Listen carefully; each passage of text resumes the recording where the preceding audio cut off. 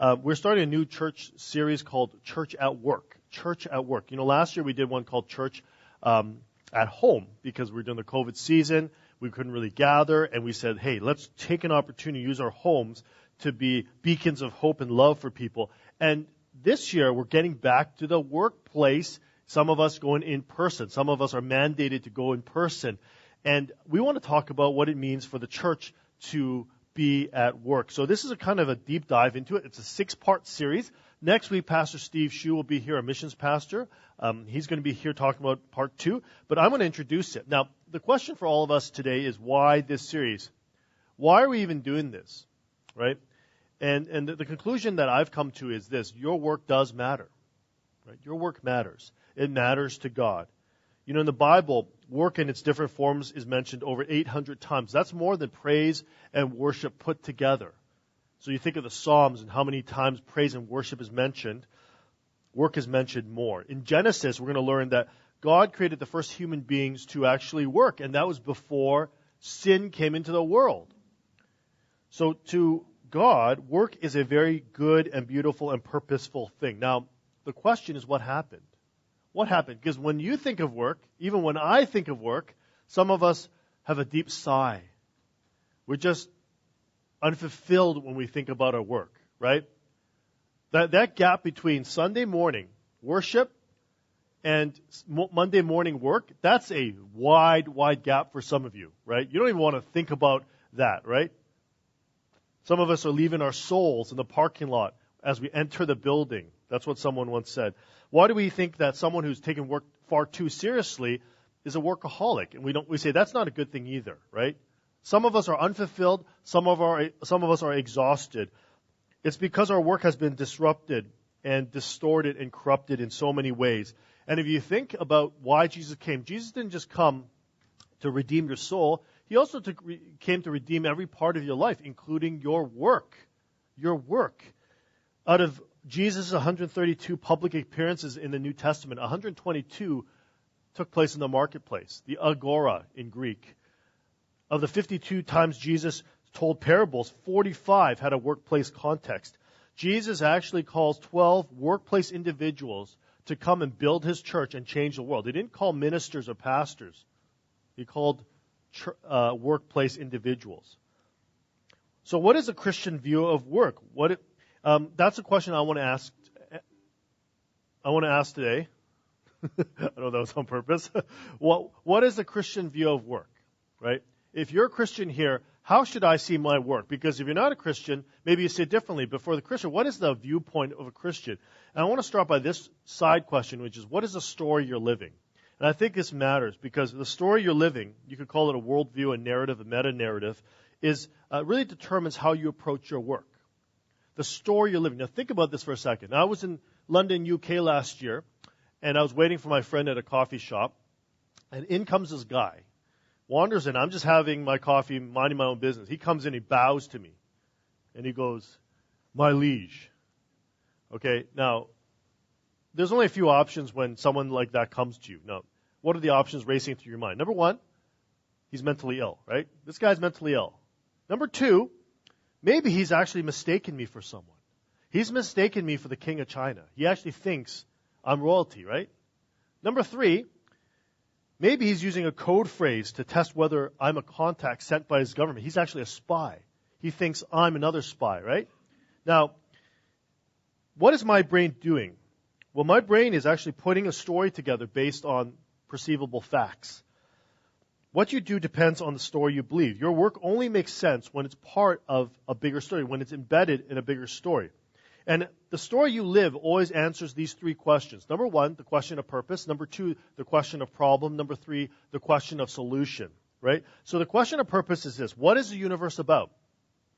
What should I be living for? What are the good and meaningful and important things I should be doing with my life? Now, you might not be thinking about that actively, but your decisions are based on that, right? Think about it. Everybody will answer the question of purpose, whether we think about it or not. Number two is the question of problem. Why are the things in life, why are they not the way they should be? What obstacles do I need to overcome or conquer before I can live my purpose out?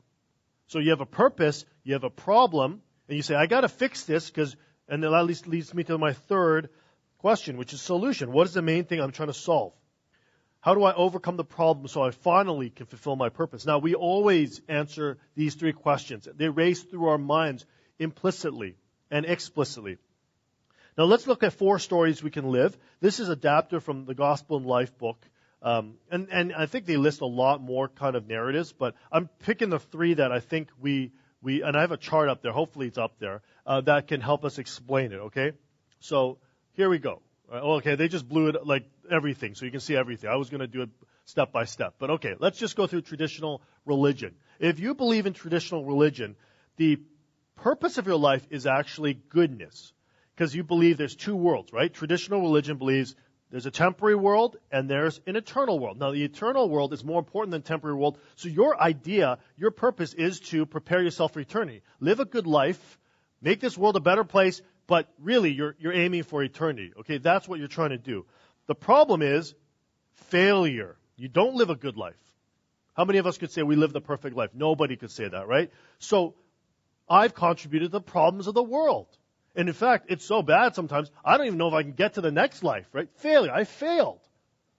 What's the solution? Well, the solution for religion is, more effort. You better work harder, try harder, live a better, more pure, more moral life, and then you could get to the next world. Now, therefore, what is work? Work, according to this story or this narrative, it's an effort to achieve salvation and to better your life. So you say, I got to work harder. Why? Because I got to better my life. I got to make it to the next life. I got to go to heaven too. Good people get to go to heaven, right? That's sort of the thinking, right?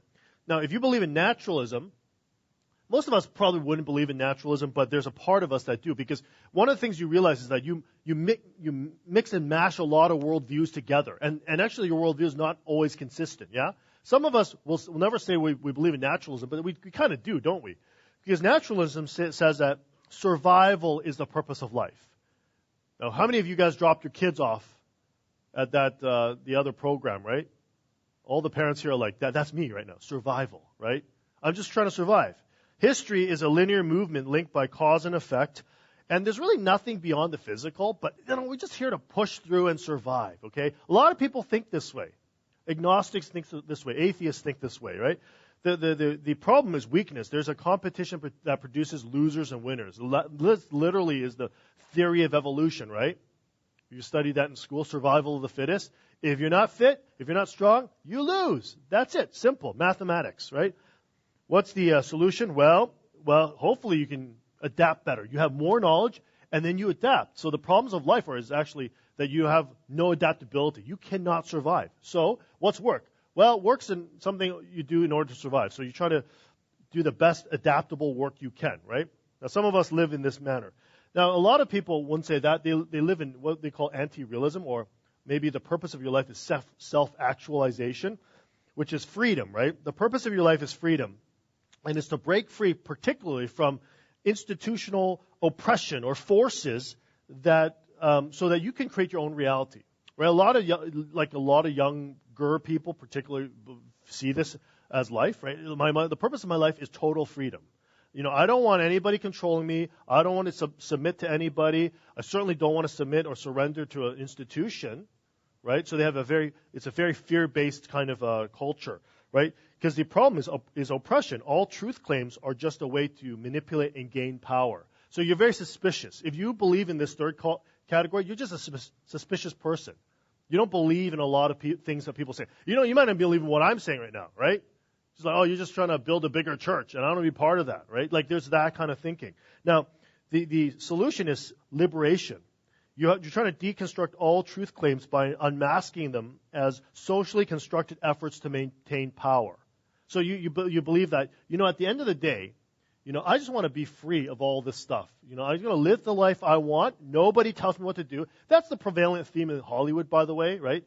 And what is work then? That work is only therefore worthwhile when it's meaningful to us, right? If it's not meaningful to you or you don't perceive it as meaningful, then I'm not going to do it. Period. Right? If it gets too hard, I'm not going to do it. That's what you think, right? Now, you're going to mix and mash a lot of these 3 categories, or even more.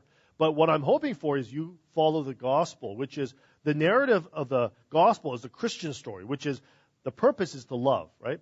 God made a beautiful world, a good world, where human beings are created to rule under God and protect the world and to serve the benefit of other people. That's love. So God creates a world. We'll talk about that love. What's the problem? Sin. Sin is instead of being in relationship with God, we choose to center our lives around the pursuit of things. And therefore, there's distortion in creation. And therefore, there's a loss of peace between people, within ourselves, and between us and God. So sin actually has corrupted everything in the world. What's the solution? So the solution is not effort. It's not self, right? Self. It's Christ. You look outward. Solution is that the light of the world comes into the darkness. It's not within yourself, right? Christ enters human history to deal with sin and begins the process of renewing and restoring the world, making all things new, including you and I. Now, the question is, what is work then?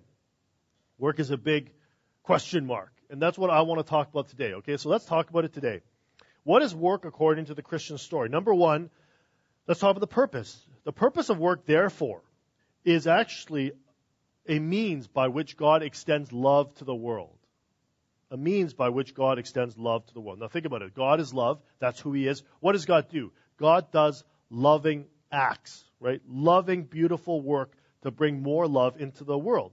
Now, if you look at Genesis 1 and 2, which we studied in the past, before the universe came into being, there was already love. We know that. There was the Trinity. The Trinity, there was mutual delight and joy and submission, and there was love. So God didn't create the world and saying, I need people to love because I don't feel love. He already was love and is love. So he goes, I'm going to build a universe, a space or reality that's based upon love. So God goes to work, and you know the story. He creates this beautiful world, and the first 3 days He creates the realms, and the next 3 days He creates the inhabitants of those realms. So if you want to remember that, it's an easy way to teach your kids, right? And God creates these inhabitants.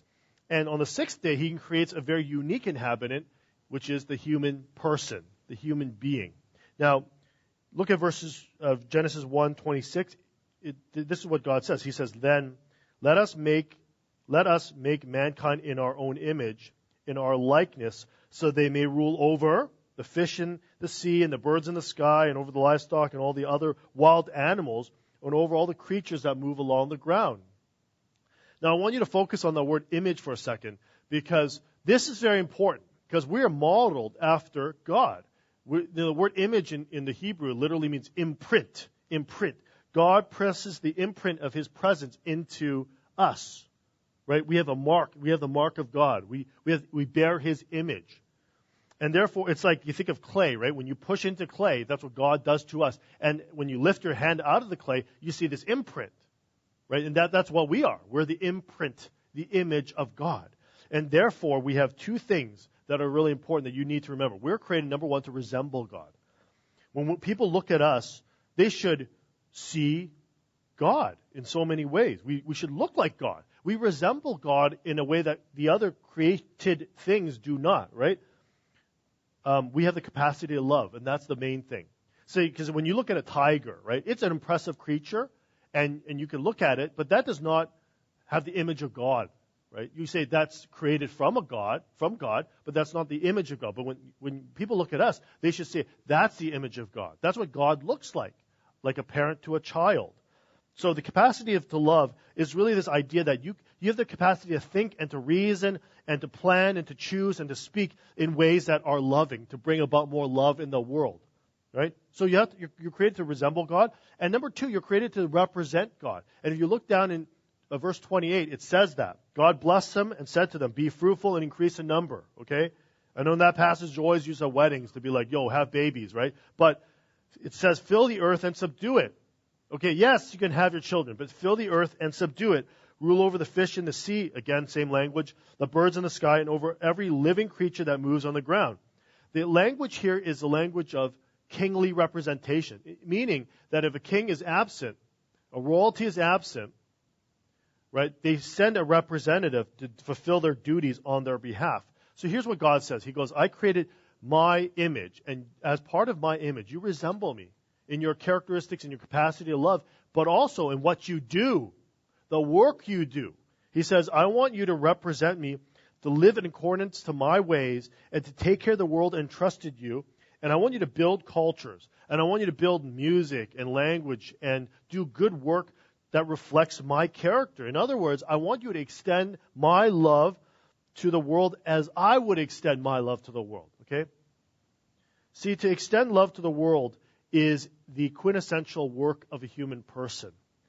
It's our primary vocation. Now, the word vocation is from the Latin vocare, which means calling. In other words, your first calling is actually to extend love as God would extend love to the world. You were created with a capacity to love, and you were also created to do loving acts.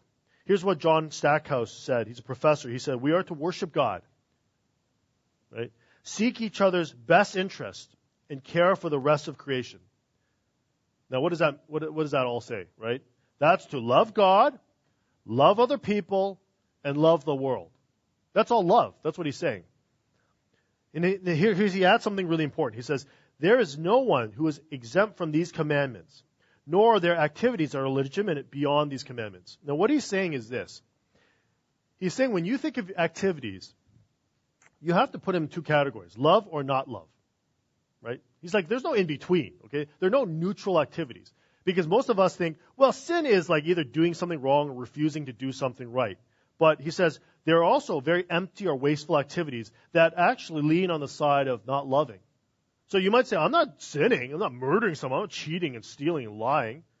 Well, God says some of the activities you're doing are still wasteful. They're not producing love in the world. They have nothing to do with worship. They have nothing to do with caring for people. They have nothing to do with the benefit of the world. They're wasteful, empty activities.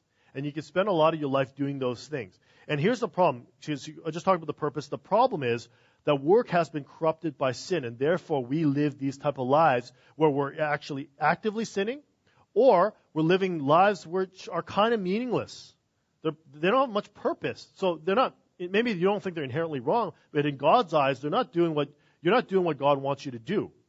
See, what happens in Genesis 3, right? Genesis 3 is when sin is introduced to the world, and it turns our work into something else. It corrupts our work, right? So inside, the work is wrong, something's wrong with it, and it distorts it.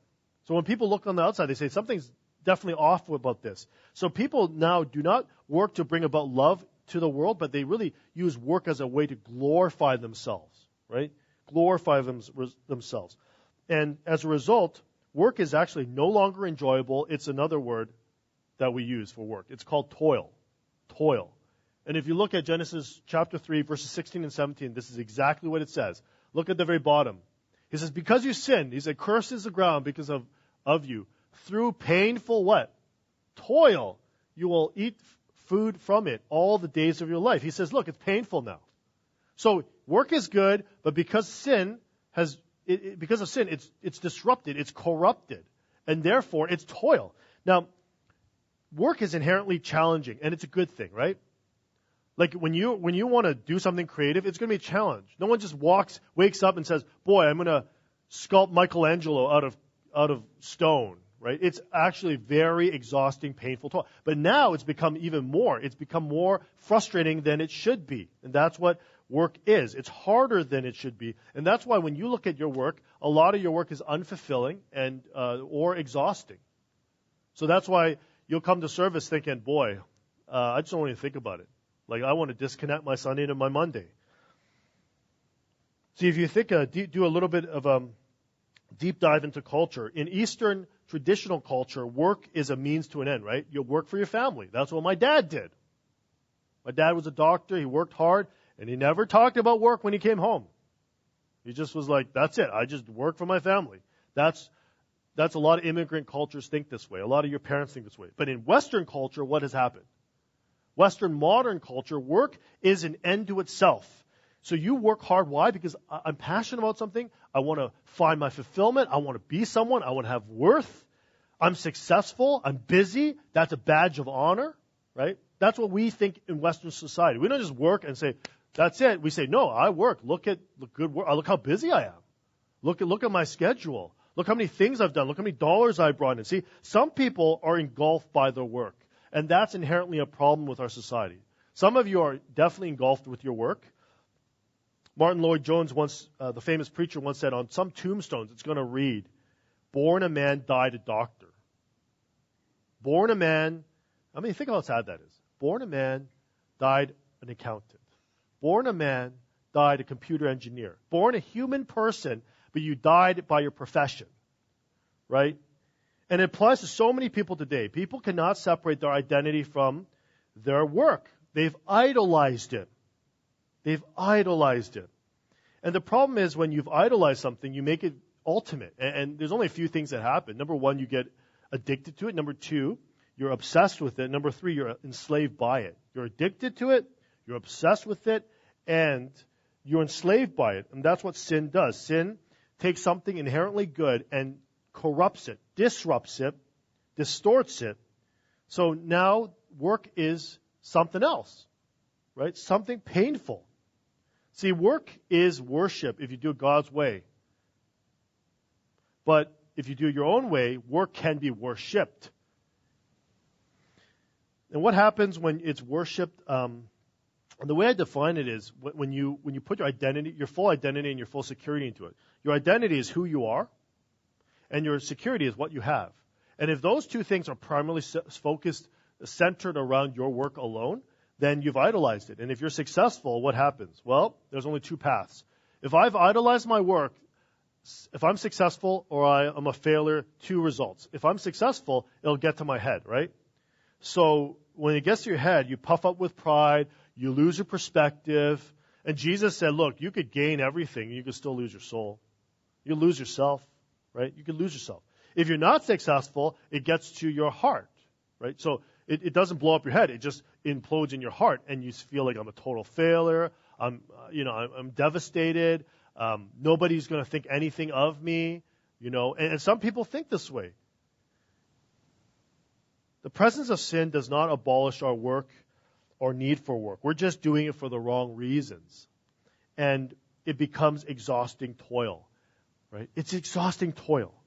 And some of us today, we would say, "Yep, that's me. I'm exhausted because I'm trying to capture something that probably, I can't achieve through my work." And if I were to take this, on a grander level, if everybody idolizes work, what happens? You actually have a very oppressive culture. Because now you have a system in place which privileges some people and oppresses others. And the people that idolize work, we keep it this way, don't we? Because what you want to do is you want to cut corners, and you want to exploit others, and you want to become ruthless. And the world will teach you that's okay. It doesn't matter as long as you get on top, right? Particularly those who work in very, for-profit organizations, or you're in a business field, perhaps that's what you've been taught. Like, no. Like, it's about you. It's about getting you to the top. And you got to be aggressive. You got to do what it takes, right? And we have a culture that oppresses people. And if you don't believe me, just go down to, a third world country, and you're going to see that. I was in Guatemala last week, and you see this type of culture pervasive in this kind of culture, because they're the ones serving everybody else up on top, right? Now, I've been there before. Now, some of you might say, well, look, I hear you. Like, I've been there before. And therefore, you know what? I will take the opposite approach. I'm going to avoid work. I don't want to talk about it. I don't want to think about it. I'm just going to do it for a paycheck. Who really cares? I'll do it begrudgingly. Look, if I got to work, I got to provide food for my family. I'll do it begrudgingly. And you know what? I'll keep to my station. I'll collect my paycheck. And you know what? I'm going to see Jesus one day. So then work will be over, and I've done my job, right? I'm retired. And some people think this way. They think, look, I work hard. I suffer a lot, right? Then I retire and enjoy life. And then I get to really enjoy life when I go to heaven. And I'll never have to work again because I'm living on a cloud of, a bed of clouds. And I'll have really fun friends. And, have this kind of a weird imagination of what heaven looks like. But look, here's the issue. The issue is that whether you loathe work or you idolize,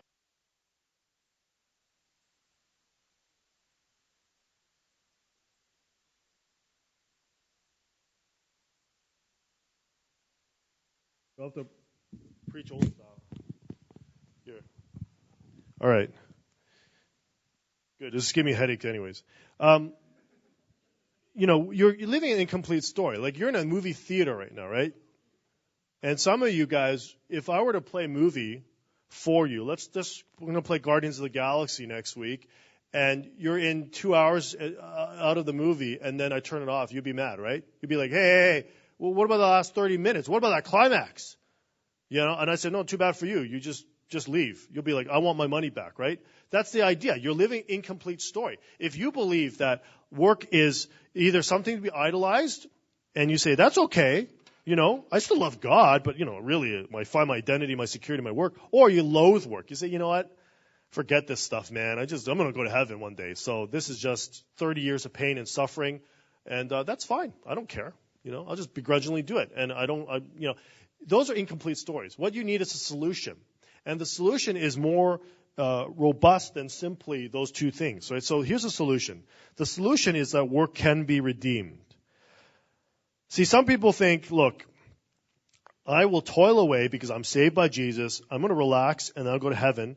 But that's not really the result of the gospel. The result of the gospel is actually you are saved not just from sin, but to do good work. Good, creative, beautiful work to bring more shalom, flourishing, love, peace, joy, goodness into the world. Paul Williams wrote a book called Exiles on Mission, and he says there are three purposes that God calls every human person to fulfill. Number one, it's a creation mandate. We just talked about that. Number two is the Great Commandments. Number three is the Great Commission. Now look at that for a sec. These three things you better be doing. That's Jesus said, look, if you're going to do anything, you better be doing number two, right? Jesus said, you better love God and love your neighbor. Now everybody knows that. The Great Commandment, right? Jesus said, even as a child I knew that. Love God, love other people. As a child, you would also know the Great Commission. You don't just love God and love other people. You love those who don't know God. So you will go and make disciples of all nations, not just one nation, all nations. And that's why we do what we do here at the church. Now, A is the one we often forget, creation mandate. I'm just talking about that today. Actually, last week when I preached this message, a guy came up to me and said, I'm so glad you said that, because he said, we don't talk about A enough. We just talk about A, B, and C all the time. I always hear B and C, but I never hear about A. A is what I'm talking about. It's not just some verse in the Bible. It's actually called the first commission, right? To fill and cultivate and rule the earth as God wants you to bring about more love in the world. Now here's the key. If you look at this list carefully, number 3 is the only one that's temporary. Right? The other two are permanent commands. In other words, you still love God and you still love your neighbor in heaven, right? That doesn't change. And you will still rule and work in a renewed earth. Number C is just trying to get more people to do A and B. This is essentially what I'm saying. See, Jesus came and he began the good work in you. Why? So that you could do good work, so he could work through you. What we do is always built on top of a foundation of what God has done. God works in you, right? And then he works through you. Now the key is that the gospel propels you forward, upward, right? If work is part of our inherent purpose that God created us for, and work is part of our redemptive process in Christ, then I think, Christian, you need to see and you need to treat your work differently. That you have to see that your work has redemptive potential. Or else, honestly, why don't we just end the talk right here. If it doesn't have redemptive potential, then none of us should be working. I even should be working, right? And I'm going to give you two things that means for us today. Number one, you need to see your work as redemption displaying. Redemption display, or you can say redemption reflecting if you want the two R's. But, you got to remember what Solomon said in Ecclesiastes chapter 9. He said, look, the whole book says this. Look, enjoy your family, enjoy your life, enjoy food, enjoy experiences, and he actually adds, enjoy your work to the fullest. And you've always wondered, why does Solomon say that you should work hard and enjoy your work? And then he goes, look, life is all meaningless. And I think it's really a strange concept, but he actually adds this in verse 7 of chapter 9. He says, God, you can do all that because God has already approved of what you do. And you say, what does that even mean? Well, here's what it means. In order for you to enjoy meaningful work, that work cannot be a way to see, that work cannot be seen as a way to justify yourself. See, for many people, work is a way to display themselves, right? It's a way to gain approval. It's a way to give you identity and to provide you with total security. But for the Christian, because our identity and our security lies in Christ, our work is actually not meant to do that. It's meant to display our redemption, our gratitude. We work out of that framework and that story. If our work and if our identity and our security is not in Christ, listen, you're going to find it in something else. And you're going to find, for many of us in Western culture, in your work. That's why when people ask you, who are you? The first thing you say is, well, you describe your work, right? It's almost impossible to do without it. Like if they say, what's your name? And then what's the next question? What do you do, right? Oh, I'm a doctor, I'm a nurse, I'm a pastor. What's a pastor? That's what they want to say. Oh, do you just preach sermons, right? The only way to redeem our work, therefore, is to find our identity and security outside of work. And that is what the gospel really is. It is the good news that you can find it outside. I mean, think about that. Without the gospel, you're going to find it, maybe not in your work, you're going to find something else. Right? You'll find your family and other accomplishments and your looks, your beauty. I don't know what it is. But the gospel says you can find it in someone else. The gospel tells us that the work that you do is actually a gift. It's not your salvation. It's a gift. When you receive a gift, the key is to enjoy it for what it is. Right? Now you see these two guitars on stage. If you gifted me one of these guitars, and I think it's a John Mayer guitar, if I use it as a baseball bat, what would you do? You would say, I'm never giving you anything again because you're misusing the gift, right? You have to play that to enjoy it, right? It's designed to be played, not to be used as a baseball bat or hockey stick, right? That's the point. You don't make it more than it is or less than it should be. Now think about that. See, you should thank God for your work. And some of you are like, oh my goodness, that's one thing I can't thank God for, right? Oh my goodness. I'll thank God for my family, for anything, but not my job. But you got to thank God for your work. You got to enjoy your work as best as you can and use it as a platform to display and to demonstrate the presence of power of God in your life. Now I say this because I think this is the most realistic but hopeful way of seeing your work. You enjoy it for what it is. Don't expect it to give you more than it can. Right? Some people, that's the problem. They don't enjoy work because they expect it to give you more than it can. It's the most realistic way of seeing work, in my opinion. Right? We don't worship our work, but we worship through our work. And we'll talk about that a little bit later. But I think what I'm trying to help us do is not to dismiss work and not to idolize work.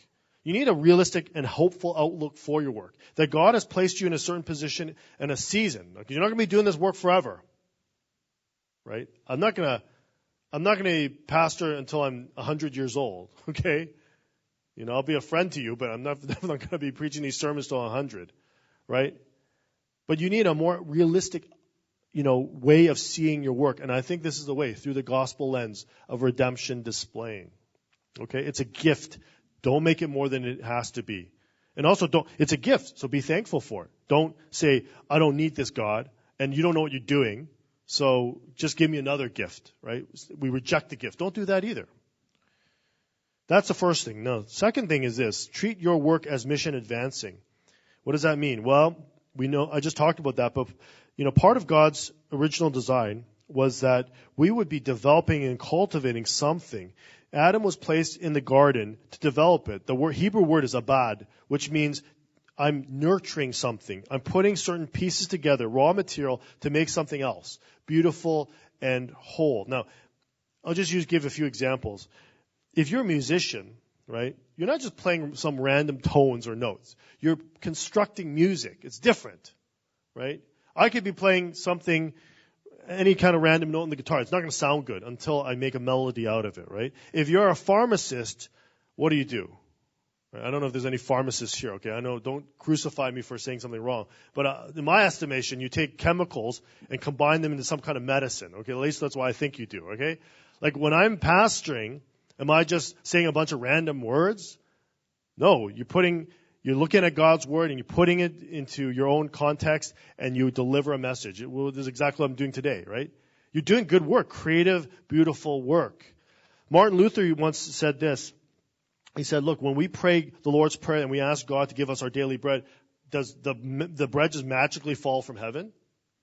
No, he says, no. He does it by the means of the farmer who harvested the grain and the baker who made the flour into bread and the person that prepared your meal.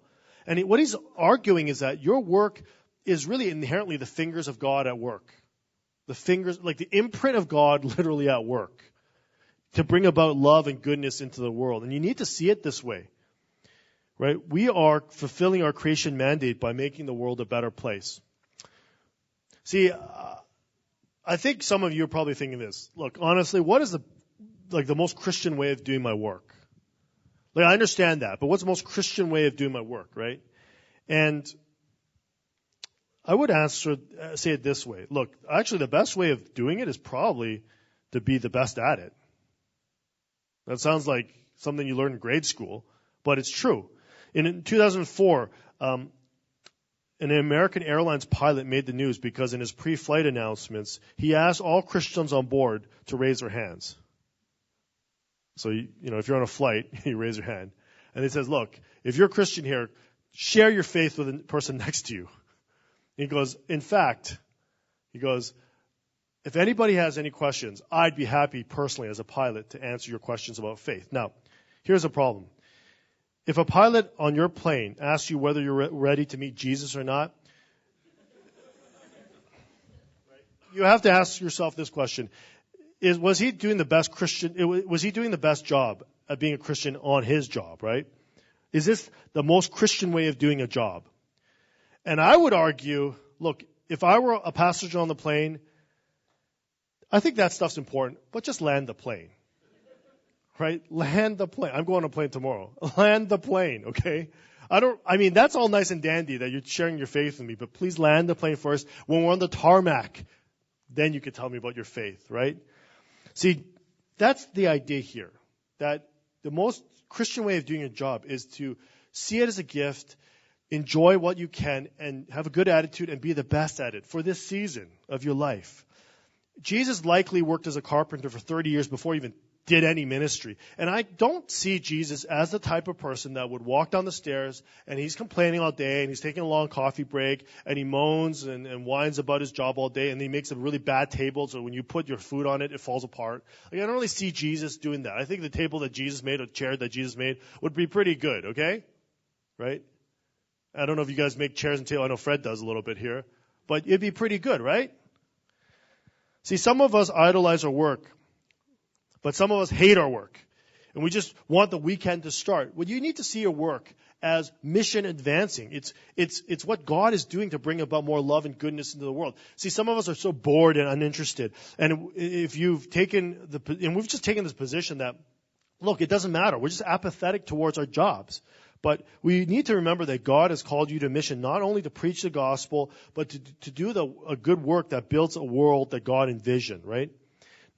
And I recognize that some of the work can be tedious and boring, and honestly, you can ask Pastor Shu this. Look, not all the pastors' stuff is really interesting and exciting as well. Most of our time is spent on all these meetings. I had a meeting this week that lasted from 8 p.m. to 12:30 a.m. at night. That's one on Tuesday. And then Wednesday, on my daughter's birthday, another 3-hour meeting, 3 to 4 hour meeting. So I had these 2 night meetings, and my wife's like, "What are you doing? I'm trying to sleep, please go away, but I had these long meetings and sometimes they're not that interesting, but that's just part of life. And a lot of times what I realize is you just have to reframe your work. God put you in a position for a season to do good work to cultivate his creation. And let me just say on a side note, I think it also means we need to be careful not to look down on certain professions. Now, I'm not talking about like morally questionable types of work, but I'm talking about general, everyday, normal jobs. And I think there's a tendency for us, maybe in particular cultures, to do that. When you just look at it, how you parent your children, right? Because most of us who are parents here, we kind of try to push our children to certain things, right? And my son's going to college soon, and people ask me all the time, what do you want him to do? Right? Or what does he want to do? right? And I think we need to be careful because what happens when your car breaks down? Well, you can talk to your work friend at work, and you know what they're going to do? They're going to say, here's the number to my mechanic, right? Because there's all sorts of jobs needed to make society work. So every job, inherently, if you commit it to the Lord, it's for God's glory, and it's needed, and it's good, right? See, here's my bottom line. To break the curse of the toil of work, you really need just to change your mentality. And here's the way to change your mentality. You need to say this: I'm doing it for Jesus. I'm doing for Jesus. Jesus is my ultimate boss. I don't work for my earthly boss. I don't even work for a paycheck. Jesus saved me from sin and toward a mission, and I'm going to work with him in mind. I will have gratitude and wonder, and I'm going to try my best to be the best at my job. Because why? Because I'm working for Jesus. See, if you're redeemed by Jesus, then work, although never perfect on this side of eternity, is a gift that you should not only appreciate, but use to its full potential. And that's my bottom line here. How are you going to treat or see your work?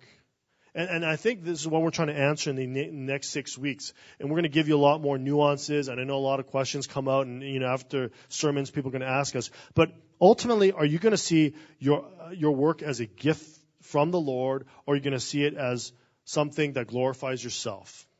Or you reject the gift, right? That's another option. Or you're going to make the best out of your work, or you're going to be bitter at your work for another 30 years. I mean, these are the type of questions we're going to answer, okay? So I hope that this series is helpful for us today.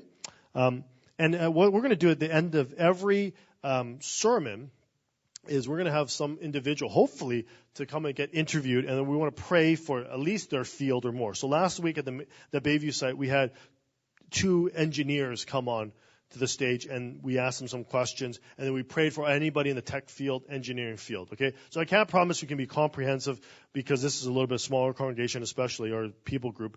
But today we're going to have our friend Henry come and share with us. And Henry, we're going to ask you a few questions. And, well, first of all, who are you cheering for? I'm hoping to lose because we actually broke the first play. Yes. So, yeah, well, tonight, is it tonight the Bruins play the Panthers? Well, all right. Anyways, let's hope they don't face the Bruins. Okay. Henry, yeah, we'll get you a mic. I mean, I'm going to only ask you 3 questions. They're pretty basic, okay? So as you think about this stuff, think about what you're going to say. But why don't you tell the folks, I mean, they probably know, but what do you do for a living? And please keep it, comprehensive to us, Yeah, we'll do. So I'm a cybersecurity consultant. So we assess small, medium-sized businesses, see what's weak, what can we recommend. That's really what I do. All right. I still don't really understand, but that's cool. All right, let's put it this way. What are the challenges? When you think about the most difficult things, the challenges of work, what do you think of? The challenges for us, the challenge of work is explaining to business owners why they need security, how to fix it. A lot of them are like, why do I pay so much money for this stuff? Or can I do this for free? Or can you do this for free? So those are it's trying to help them understand where they can get help, who can they ask for? Because a lot of times when something bad does happen, they don't know what to do. And I'm going to throw this one at you, but is there any kind of, what I just talked about in the sermon, is anything resonate to you in terms of how do I bring the gospel to bear at any part of my job, or whether it's interaction with coworkers or just how I approach my job? I think the hardest thing is being that empathetic voice through a crisis. When we do assessments, usually we ask them can you be honest with us? What's wrong with your company, or what do you want to share? And they're like, we have no problems. Then they have a problem. Then they come back and say we need help for all these things, and you want to say I told you so. But it's that empathetic heart of here's what we can do. Here's how we can fix stuff for you. Here's what we recommend. Whether or not they take it is a different story.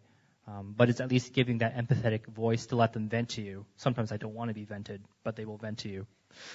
I mean, part of it is a lot of the subtle stuff that you're doing, that God is doing actually in your heart as you're talking to people to keep more patient, to give a sign of hope, to kind of really earn the right to be heard, right? The other way of doing it is being super overt about it and being like, you want real security? Well, I have security in Jesus, right? This cybersecurity business is nonsense, right? Yeah. But obviously that's like the most like cringy way of doing it, and we don't recommend that way in your jobs to force the gospel conversation. A lot of it is, I would say in your job is to be doing good subtle work that is empowered by the gospel, right? Yeah. So how can we pray for you, man? I think one of the things in the security field is you're very pessimistic. You're trained to look for weaknesses, right? You're trained to look for bad spots, weak spots. And so your opinion of people is, it gets negative over the years. So you find a lot of people become very jaded. So I guess a prayer request for us in the field is to be more optimistic, right? See people as people, be more empathetic. Because it's really hard to be technical and caring for people. Yeah, and we definitely should be praying. Part of it is, guys, is you want to bathe a lot of this in prayer, right? Like you got to pray for your coworkers, you got to pray for your own heart as you prepare for Monday. That's sort of our point here. Is you don't want to disconnect that Monday and a Sunday. That disconnect gets wider and wider as you get older. That's bad too. So, Henry, let me. Why don't you come up here and I'm going to pray for you. Can we all stand today and let's just open this series in a prayer. Just come here, Henry. If anybody's also in the tech field and engineering field, I guess no one else in here is in cybersecurity, right? Maybe one guy. Oh, there's another person. Well, we should ask him to join us up here. Yeah. He doesn't want it. So, we want to pray for you, and we definitely want to pray that God is working in you and through your work. Okay, so let me pray for Henry and the rest here. Lord, would you speak to us clearly in the next few weeks about our work? Some of us have made too much of our work, Lord, and yet some of us have made too little of it. And Lord, would you ask that you would open our eyes to see our work differently. You would open our hearts to receive your work in us. I want to pray for all those, like my brother Henry here, perhaps in technology, engineering, technical fields like that. I pray as they take raw materials and they make into something useful for their world, or they're using their skills for better security or protection and making people's lives better. May they be filled with your wonder and grant them insight that goes beyond education and even experience, Lord. So I pray for people like Henry and his friends as well in this field. Watch over their work, Lord, and those with whom they serve. May they be beacons of hope and love and grace in all that they do for you. In your Son's precious name we do pray. Amen.